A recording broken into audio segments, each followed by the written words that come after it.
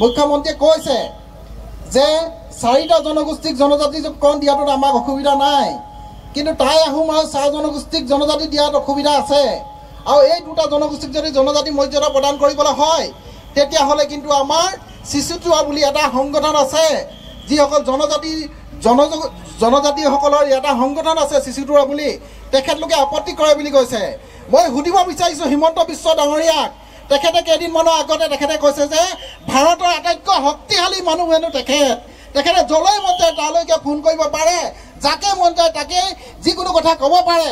গতিকে আমি ক'ব বিচাৰিছোঁ 600 বছৰ ৰাজত্ব কৰা এটা জাতিয়ে যদি ৰাজপথত আন্দোলন কৰিবলগীয়া হৈছে তেতিয়াহ'লে আপুনি এজন ভাৰতৰ এজন শক্তিশালী মানুহ হয়, তেতিয়াহ'লে আমি আহোম জনগোষ্ঠীটোক তেতিয়াহ'লে তেখেতে কিয় জনজাতি মৰ্যাদা প্ৰদান কৰিব পৰা নাই? এই প্ৰশ্নটো কিন্তু আমি আজি মৰাণৰ তেখেতলৈ আমি এই প্ৰশ্নটো উত্থাপন কৰিছোঁ। আৰু তেখেতক আমি ক'ব বিচাৰিছোঁ, তেখেতে যি মিছলীয়া কথাৰে বিভিন্ন সময়ত তেখেতলোকে ৰাজনৈতিক বৈতৰণি পাৰ কৰা যি ব্যৱস্থা হাতত লৈছে, আৰু এই মিছলীয়া এই বৈতৰণি পাৰ কৰা নিৰ্বাচনী বৈতৰণি পাৰ কৰা আৰু নচলিব। গতিকে আমাৰ আহোম জনগোষ্ঠী ৰাইজ সজাগ হৈছে, সচেতন হৈছে। আজি দেখিছোঁ আমাৰ ইয়াত মহিলাসকলৰ লগতে আমাৰ ছাত্ৰ ছাত্ৰীসকল ওলাই আহিছে, আজি যুৱতীসকল ওলাই আহিছে।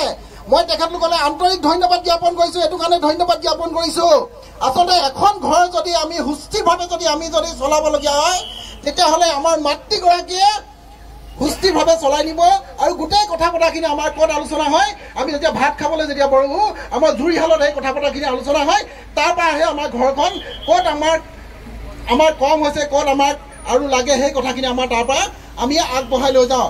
গতিকে আজি আমাৰ জনজাতিকৰণৰ যিটো বিষয়, এই বিষয়টো আমাৰ প্ৰত্যেকটো জুইশালত আলোচনা হ'ব লাগিব। প্ৰত্যেকগৰাকী আমাৰ আই মাতৃয়ে এই জনজাতিকৰণৰ বিষয়টোত আগভাগ ল'ব লাগিব। তেতিয়াহে আচলতে আমাৰ প্ৰত্যেক ঘৰ জ্ঞাতিয়ে এই কথাখিনি বুজি উঠিব, আৰু তেতিয়াহে আচলতে আমাৰ যিখিনি আমাৰ আন্দোলন, যিখিনি আমাৰ প্ৰাপ্য অধিকাৰ, তেতিয়াহে আমি পাবলৈ সক্ষম হ'ম। এটা কথা ক'ব বিচাৰিছোঁ, এতিয়া আমাৰ মৰাণ টাউনত আৰু বহুত আহোম মানুহ আছে, হয়তো বহুতে দূৰৰ পৰা তেখেতলোকে চাই আছে, তেখেতলোকে হয়তো বিভিন্ন ৰাজনৈতিক দলত তেখেতলোকে জড়িত হৈ আছে, তেখেতলোকে ভয় খাইছে তেখেতলোকে যে আমি এই প্ৰতিবাদী কাৰ্যসূচীত যদি অংশগ্ৰহণ কৰোঁ তেতিয়াহ'লে আমাক তলব কৰিব। গতিকে তেনেধৰণৰ ভয় খোৱা মানুহ কিন্তু আহোম জনগোষ্ঠী কিন্তু নাম লৈ তেখেতলোকে মন্ত্ৰী হোৱাৰ প্ৰয়োজনীয়তা নাই, বিধায়ক হোৱাৰ প্ৰয়োজনীয়তা নাই, যিকোনো দায়িত্বত থকাৰ কিন্তু প্ৰয়োজনীয়তা আছে বুলি মই নাভাবোঁ। গতিকে আমি ভাবোঁ এজন সৎ সাহস আহোম মানুহ হ'ব লাগিব। তেখেতে মুখ্যমন্ত্ৰী চকুত ক'ব পাৰিব লাগিব যে আমাক জনজাতিকৰণ মৰ্যাদা প্ৰদান কৰিব লাগিব বুলি ক'ব পৰা এজন আমাক মন্ত্ৰী লাগে। এতিয়া যোগেন মহনে খুব ধুনীয়াকৈ এবাৰ চাই আছে, ফটোত আমি দেখিব পাইছোঁ যোগেন মহনে খুব ধুনীয়াকৈ হাঁহি মাৰি চাই আছে। মই তেখেতক ক'ব বিচাৰিছোঁ, তেখেতে মুখ্যমন্ত্ৰী চকুত হৈ ক'ব পাৰিব নাই আহোম জনগোষ্ঠীৰ জনজাতি মৰ্যাদা প্ৰদান কৰিব লাগে বুলি? চক্ৰ গগৈ কৰিব পাৰিব নাই?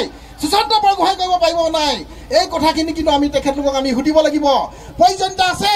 তেখেতলোকে কিন্তু আহোমৰ নামত তেখেতলোকে কিন্তু এই ৰাজপাট তেখেতলোকে শাসন কৰি আছে, ৰাজপাট দখল কৰি আছে।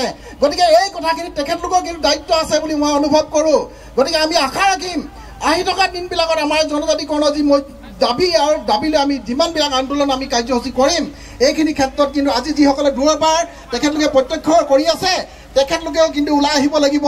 এটা কথা কৈ থ'ব বিচাৰিছোঁ, যদি আহোম জনগোষ্ঠীৰ জনজাতি মৰ্যাদা প্ৰদান কৰা হয়, যদি জনজাতি আমি পাবলৈ সক্ষম হয়, তেতিয়া কিন্তু এই আন্দোলন কৰি থকা ৰাজপথত আন্দোলন কৰি থকা মানুহকেইটাই অকল জনজাতি ভোগ নকৰে। এই ৰাস্তা বাহিৰৰ পৰা যিসকলে দূৰদৰ্শী হৈ তেখেতলোকে প্ৰত্যক্ষদৰ্শী হৈ যিসকলে চাই আছে তেখেতলোকৰ কিন্তু ইয়াৰ কিন্তু সুবিধা লাভ কৰিব।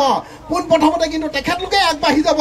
গতিকে মই ক'ব বিচাৰিছোঁ সেইসকলক যিসকলৰ এতিয়াও তেখেতলোকে জনজাতিকৰণ লাগে বুলি তেখেতলোকৰ আত্মাই ক'ব বিচৰা নাই, সেইসকলক মই জগাই তুলিব বিচাৰিছোঁ। সকলোৱে ওলাই আহক। আজি যদি অন্যান্য জনগোষ্ঠীয়ে যদি ৰাজপথত যদি হাজাৰ মানুহ যদি ওলাই আহিব পাৰিছে, তেতিয়াহ'লে আমি কি কাৰণে ওলাই আহিব নোৱাৰোঁ? এই কথাখিনি কিন্তু আছে। গতিকে আমি ভাবোঁ যে যিসকলে প্ৰত্যক্ষদৰ্শী আছে, দূৰৰ পৰা যিসকলে চাই আছে, তেখেতলোকে ওলাই আহক। আৰু জনজাতিকৰণৰ যিটো আমাৰ দাবী, এই দাবীটো আচলতে চৰকাৰক আচলতে এটা শক্তিশালী ৰূপত আমি প্ৰদৰ্শন কৰি আমি দেখাব লাগিব, যাতে তাই সময়ত যদি আমি জনজাতি মৰ্যাদা প্ৰদান নকৰোঁ তেতিয়াহ'লে আমাৰ কিন্তু বিপদ আছে। যিধৰণে আমি কংগ্ৰেছ চৰকাৰ উঠুৱাই দিব পাৰিছোঁ, ঠিক তেনেদৰে আমি কিন্তু বিজেপি চৰকাৰ উঠুৱাই দিব পাৰিম। এই কথা কিন্তু বিজেপি চৰকাৰে কিন্তু জানি লোৱাটো উচিত আছে বুলি আমি অনুভৱ কৰিছোঁ।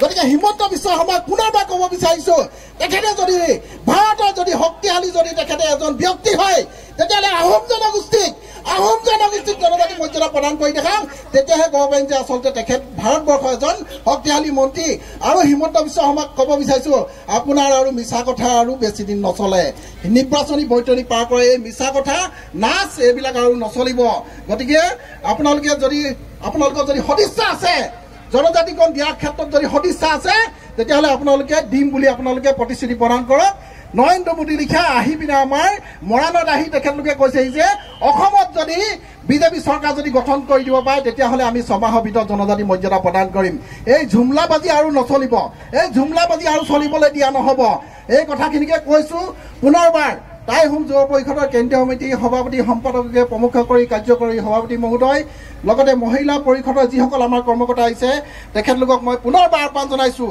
আপোনালোকে নেতৃত্ব ল'ব লাগিব ঘৰখন যেনেকৈ নেতৃত্ব লয় ঠিক তেনেকৈ জনজাতিকৰণৰ বিষয়টো আপোনালোকে নেতৃত্ব লৈ আগবঢ়াই লৈ যাব বুলি আশা প্ৰকাশ কৰি মই পুনৰবাৰ টাই আহোম যুৱ পৰিষদৰ সমূহ কৰ্মকৰ্তালৈ কেন্দ্ৰীয় সমিতি জিলা সমিতি মহকুমা সমিতি আঞ্চলিক সমিতি শাখা সমিতি প্ৰত্যেকজন কৰ্মকৰ্তালৈ আন্তৰিক ধন্যবাদ কৃতজ্ঞতা জ্ঞাপন কৰি আগন্তুক দিনত আমাৰ এই জনজাতিকৰণৰ যি কাৰ্যসূচী আছে ইয়াতকৈ আমি অধিক শক্তিশালীকৈ অচল কৰি তুলিব লাগিব উজনি অসম এই আহোম জনগোষ্ঠীটোক জনজাতি মৰ্যাদা প্ৰদান কৰিবই লাগিব যদি নকৰে তেতিয়াহ'লে তেওঁলোকে সাজু হৈ থাকক আমাৰ যি 25টা সিট আহোমৰ দখলত 25টা আমাৰ সিট আছে সেই সিটকেইটাৰ পৰা তেওঁলোকে বঞ্চিত হ'ব আৰু আগন্তুক দিনত বিজেপি চৰকাৰ অসমৰ পৰা উৎখাত হ'ব এই কথা আমি বিজেপি চৰকাৰক আমি সকিয়নি প্ৰদান কৰিছোঁ আমাক জনজাতি পৰা দিবই লাগিব কাৰণ আমাৰ প্ৰাপ্য অধিকাৰ কাৰণ যি আহোমে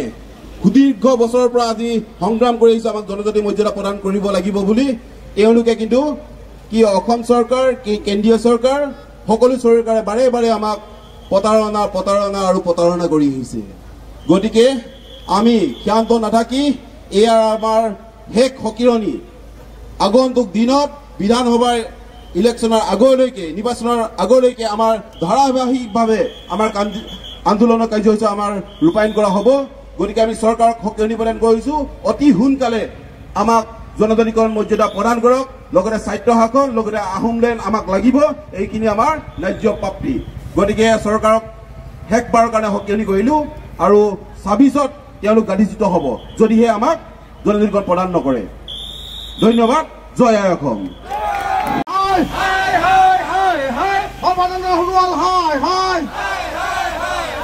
হিমন্ত বিশ্ব শৰ্মাৰ লাষ্ট নাই হিমন্ত বিশ্ব শৰ্মাৰ লাষ্ট নাই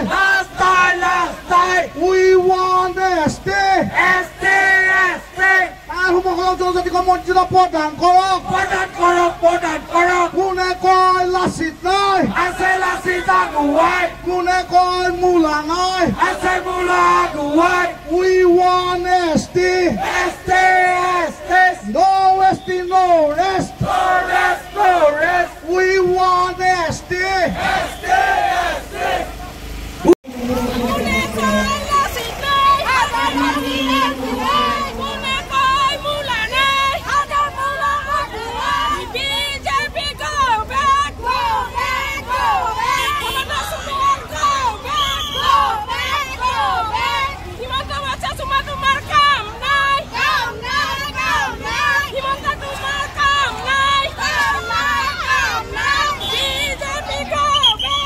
प्रदान करक टाइम गतिके जनजातिकरण मर्यादा प्रदान करक जनजातिकरण আমাৰ ন্যায্য দাবী जनजातिकरण আমাৰ ন্যায্য দাবী